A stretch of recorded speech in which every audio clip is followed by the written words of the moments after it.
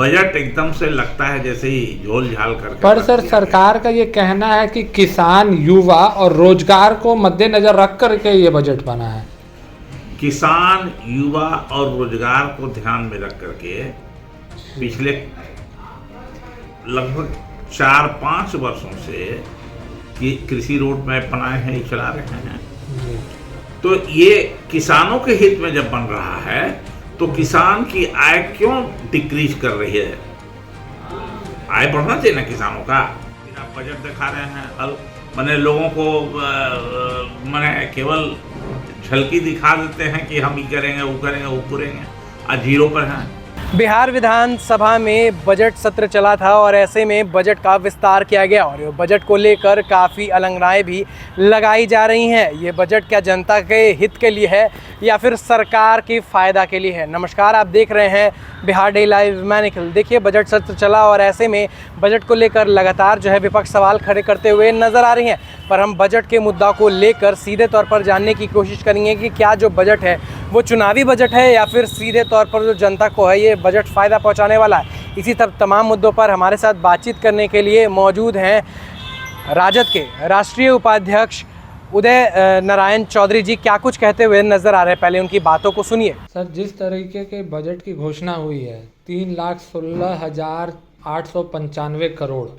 नेता प्रतिपक्ष ने कहा है कि बिहार सरकार के पास रेवेन्यू है ही कहाँ जो ये बजट पूरा होगी।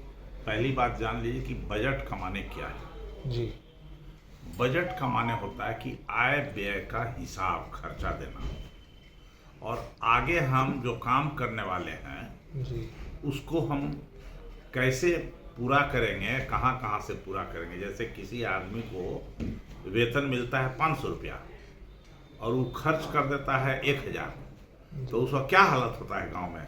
और 10 महीना खर्चा कर देगा, 1 साल खर्चा कर देगा, तो या तो कर्ज लेगा और अनाप शनाप खर्चा करेगा, कोई नशे में, योगा में, किसी तरह से कोई खर्च कर देता है, तो उसका हस्त्र गांव में क्या हो जाता है, घर में वो तो पूर्ण रूप से उसकी हालत खराब हो जाती है। तो यही है बजट छोटे स्तर पर गांव हमारे राज्य का।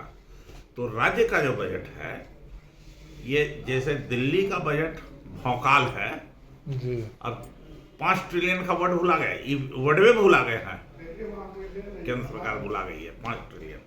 तो ठीक उसी तरह से हमारे यहाँ बिहार में है।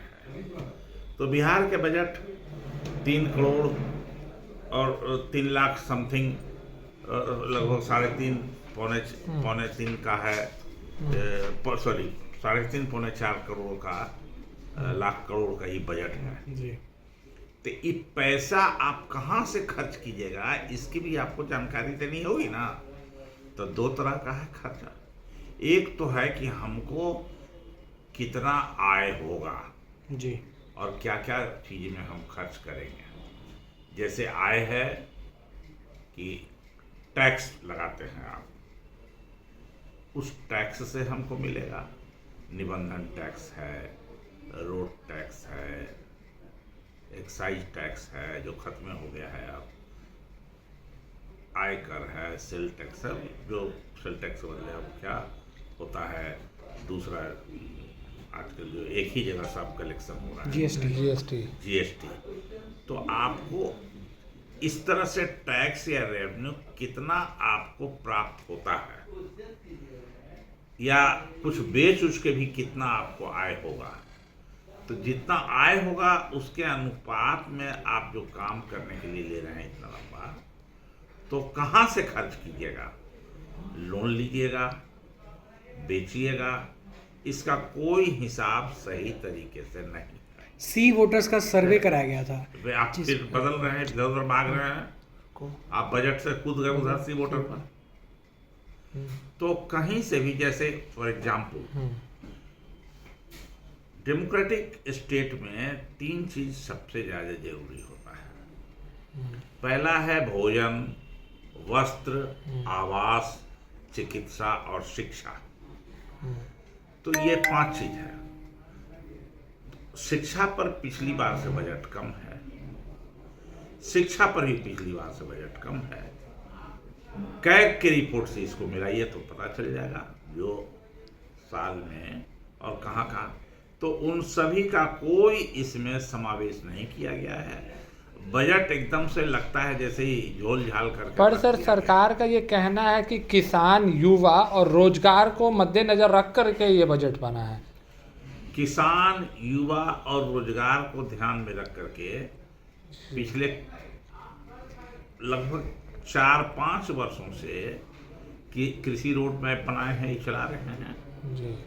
तो ये किसानों के हित में जब बन रहा है तो किसान की आय क्यों डिक्रीज कर रही है? आय बढ़ना चाहिए ना किसानों का। तो मोदी जी ने भी कहा किसान का आय हम दुगना करेंगे, जी। बीजेपी के लोगों ने 3 लाख से 5 लाख किया है सर केंद्र में बजट को, केसीसी को। बजट न किया भाई। जी। हम आज तक हमारे यहाँ एमएसपी सुनिश्चित हुआ क्या नहीं। है? तो फिर आप बजट दिखा रहे हैं, मैंने लोगों को मैंने केवल झलकी दिखा देते हैं कि हम ये करेंगे, वो करेंगे, वो करेंगे, आज जीरो पर हैं। एमएसपी आज तक लागू नहीं किया। बेरोजगार युवाओं को गिनती करके आपने कोई भत्ता देने का कुछ योजना बनाया क्या? इसमें है क्या? कहीं नहीं है। उसी तरह से कृषि का नहीं है, बेरोजगारों का नहीं है, जो गरीब लोग हैं उनके लिए कुछ नहीं है। तो ये बजट है किसके लिए भाई? पर युवा ये बजट केवल रोड बनाने के लिए है, पुल बनाने के लिए, जो पुल ढह रहा है। पर छात्राओं के लिए सर क्रेडिट दिया जा रहा है, 1000 सरकार दे रही है। अच्छा, अब आइए छात्राओं की बात कहा आपने। जी। किस बात का क्रेडिट आप दे रहे हैं?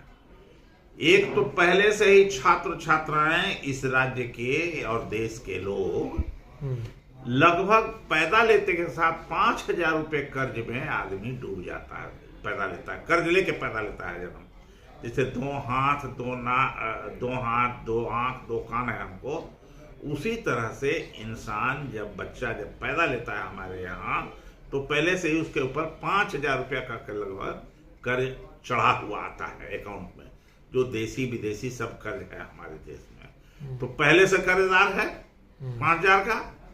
आज जिस दिन जन्म लिया उस दिन फिर आप उसको कह रहे हैं कि महिलाओं को, अरे ये ना बताइए कि उसकी व्यवस्था आप क्या कर रहे हैं? शिक्षा की व्यवस्था क्या किया? शिक्षा का कॉस्ट कितना भाग गया?